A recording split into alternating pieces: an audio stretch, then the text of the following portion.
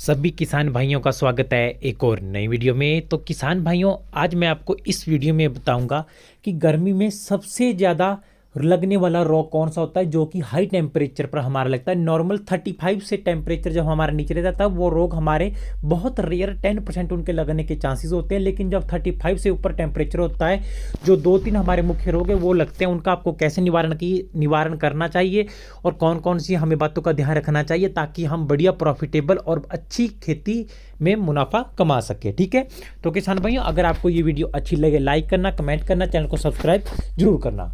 तो किसान भाई, जब भी आप गर्मी में टेम्परेचर की बात करते हैं, अगर हम खेती करते हैं तो जो टेम्परेचर होता है वो बहुत ज़्यादा हमारा हाई होता है। ठीक है, गर्मी में ज़्यादातर हमारे हर क्षेत्र में 35 से लेकर 50 के बीच बड़े आराम से रहता है। 50 तक हमारे क्रॉस हो जाता है। ठीक है, तो गर्मी में जो सबसे ज़्यादा रोग लगने वाला है किसान भाइयों, तो सबसे पहले तो जो हाई टेम्परेचर होता है उसकी वजह से क्या होता है, एक तो हमारे पौधे स्ट्रेस में आ जाते हैं।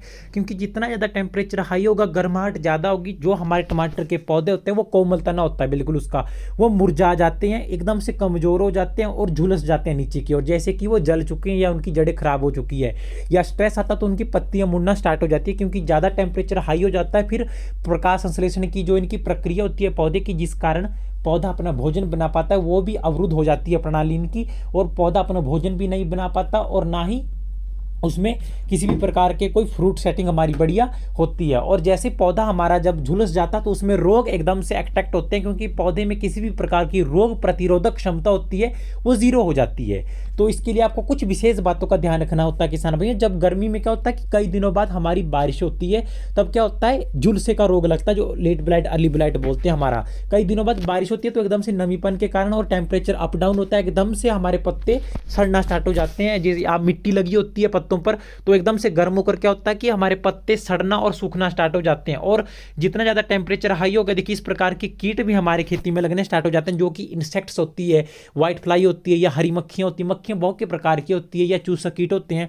ये सबसे ज़्यादा हमारी खेती को प्रभावित करते हैं। ठीक है, तो आपको इस बात का विशेष ध्यान रखना है कि झुलसा लगता है। झुलसा अगेती और पछेती दो प्रकार का होता है किसान भाइयों। ज़्यादातर मॉइस्चर की वजह से लगता है या ज़्यादा टेम्परेचर की वजह से लगता है। ठीक है, जिसमें कि पौधे हमारे सूखना स्टार्ट हो जाए, उसके लिए आप फूली गोल्ड और कवच फलों का प्रयोग कर सकते हैं, आपको मैंने पहले भी वीडियो में बताया था। और दूसरे नंबर पर जो सबसे खतरनाक रोग है किसान भाइयों, जब गर्मी में हमारा हाई टेम्परेचर हो जाता है, वो होता है रेड माइट। रेड माइट की क्या विशेषता है और इसकी क्या मतलब इसकी पहचान करें कैसे, तो किसान भाई, रेड माइट जो लगेगा वो एकदम से नहीं लगता है कि जैसे हम एकदम से हमें पता लग जाएगा।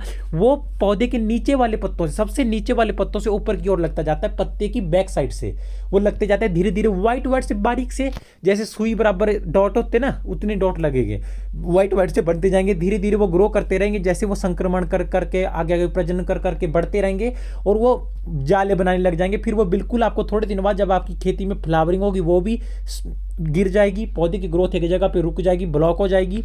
तो वो माइट बहुत ज़्यादा हमारी खेती को प्रभावित करते हैं। तो माइट के लिए आपको ओबेरॉन का प्रयोग करना, जो हमारी बायर कंपनी कहती है, इसमें भी आपको बढ़िया रिजल्ट देखने को मिलेगी, क्योंकि माइट्स जो लगते हैं वो हाई टेम्परेचर में लगते हैं। अगर ठंडा मौसम हो तो ये ऑटोमेटिकली क्या होता है, मर जाते हैं, ये हाई टेम्परेचर के कारण ही लगते हैं। और मक्खियों का रोग लगता है किसान भाइयों।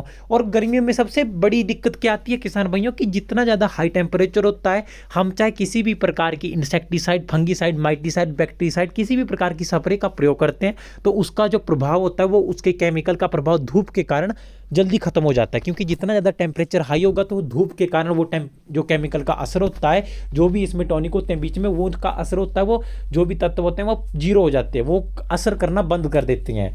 तो हमें दोबारा स्प्रे करनी पड़ती है। इसलिए गर्मियों में आपको चौथे से 5वें दिन स्प्रे करनी चाहिए, आखिर आप भी इस प्रकार की बढ़िया खेती टमाटर की करना चाहते हैं। और गर्मी में विशेष ध्यान रखना चाहिए कि अगर बाई चांस मान के चलो टेम्परेचर बहुत ज़्यादा हाई हो जाता है, तो आपको मेंटेन